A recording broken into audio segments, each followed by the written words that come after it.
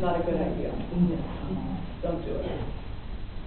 Well, I mean, you can put little bits and pieces of that thing in. Yeah. You can use the emotions, but you don't necessarily have to do a tell-all about the person who has done you wrong. And the last reason not to write, you want an excuse to stay in your pajamas all day and drink vodka.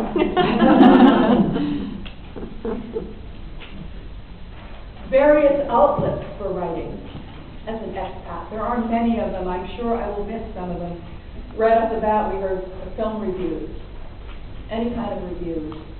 You will bring your unique experience as an expat to any review that you write. You might not think that you're doing that, but it's a big part of you, and it will always be in there.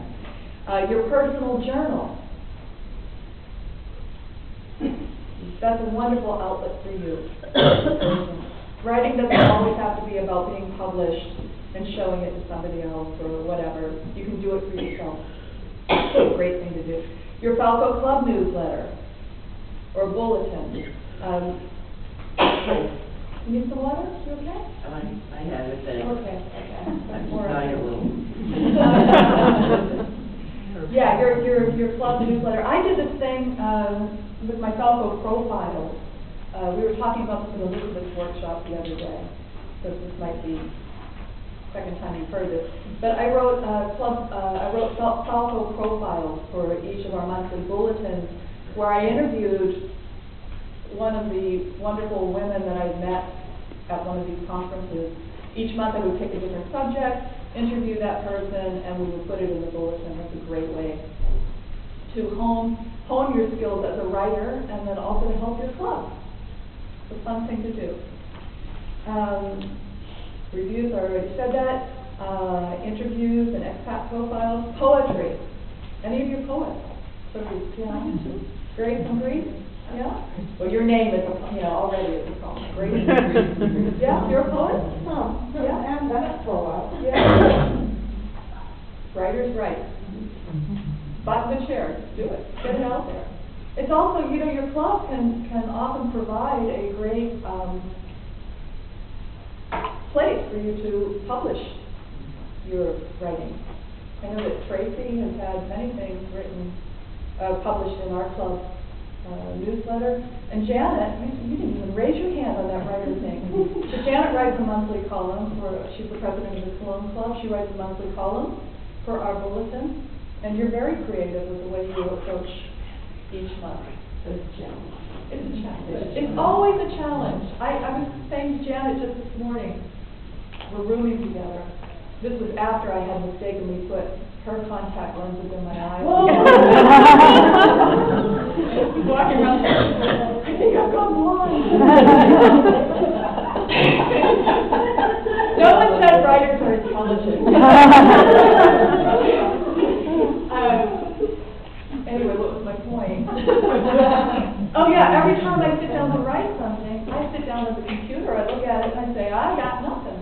I'm empty. I have no idea what I'm going to, and then somehow it all comes in. Okay, biography, history, memoir, fiction. Those are all great genres for your writing. Everybody here, I'm sure, has something different that they like to do. Deirdre, what do you write? You write historical. I'm a writer by accident. Shall we say that I began writing because I was sitting having a cappuccino in a coffee house in Florence, speaking to a friend in English, and a whirlwind of an American woman descended upon me, saying that she was about to open a newspaper in English in Florence, and she needed some writers for it.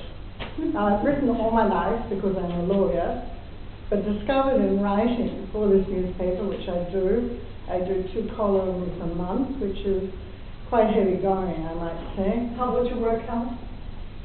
It's about between 850 and 1,000 words a column. Okay. It's all non-fiction. Mm-hmm. I don't write any fiction. It's mainly on Italian historic figures or famous expats. So it's biography, largely, for the newspaper. Mm-hmm. I also write for a journal in America, which is for Italian Americans. Mm-hmm. And it has a circulation of about 50,000 Wow. in America. It's published in Washington. Mm-hmm. But I've had the experience where had to unlearn to write as an academic lawyer, to learn how to communicate through an ordinary newspaper column.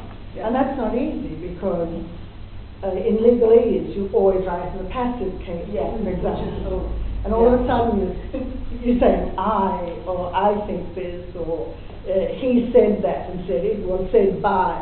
And so it's been quite a learning curve in relearning a different kind of style of writing, so the writing that I was doing every day. But I really love it. I published a book called Italian Sketches, The Phases of Modern Italy. And it's a series of 40 portraits of famous modern Italians, from Pavarotti to Valentino to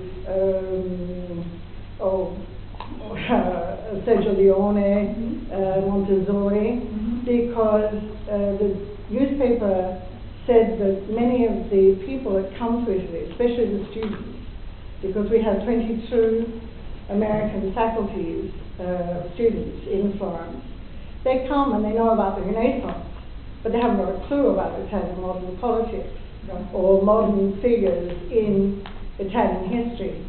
So this was the reason for the book, and it's on Amazon, and it's doing quite well. That's fantastic. And I'm preparing a book at the moment on a famous murder case in Italy. Quick question about the first book. Did you use the articles that you had written for the newspaper? Some of them, not all of them. Obviously, they couldn't all be used because a lot of them are on the internet anyway. Yeah. But they were all revised and all lengthened because they were longer pieces for the book, about 1,500 words each. And then there were 12 people that had never appeared in the newspaper. Okay. So I find it fascinating. I love it. Yeah. But it's hard work. It is hard work. And that's something that so many people I meet, when they find out I'm an author, say, oh, I want to write a book, or I'm writing a book, or this, that, or the other thing. And it's a great dream to have. But the reality of doing it is quite different. It's hard work to sit down and write. And so when you decide what it is that you want to write, whether it's something like what Deirdre has done, or it's a blog, or it's my kind of writing, whatever it is, you have to have a passion for it, because you're in for some long hours and a lot of frustration. But the end result can be very rewarding. Lori put together well, tell us what you did. Well, you'll see it tomorrow. Living in Vienna, it's a book that it wasn't my idea. It was this, I don't know, 10th edition or something. Janet Darrell Winter worked on the previous edition. The American Women's Association in Vienna does a book about everything you need to know, and like many others, there's I don't know, many others have this kind of a book to help people find their way around. Nobody has a book the way you have a book. No. It's 3 volumes, it's beautifully bound. You'll see it tomorrow. Yeah. We're going to bring it into the best practices exchange session. Oh, okay, great. Because it is the best practices. And what I told Robin about was going through that period, that expat depression period, like the first year you're living in a new city. And I said, I'm going to go and connect with the American Women's Group, but I don't want to just sit around and drink coffee and chat with people. I need to do something. I need to work on the project. Turned out, working on the project and getting into writing about, explaining about Vienna and Austria to a newcomer helped me work through my blues, because I realized this is an incredible place to live. I found out through researching and writing this guidebook how wonderful it was and how lucky I was to be part of that, and made one of my best friends who was a co-editor with me. So a collaborative process was also something that's really exciting and fun. Yeah. But my point is, you're passionate about Vienna. I mean, I spent 3 days with you, or 2 days, and this woman is passionate about her city. So she took her passion. You worked on something, and I'm sure it was a lot of long, hard hours and a lot of frustration, but because it was something you were passionate about, the way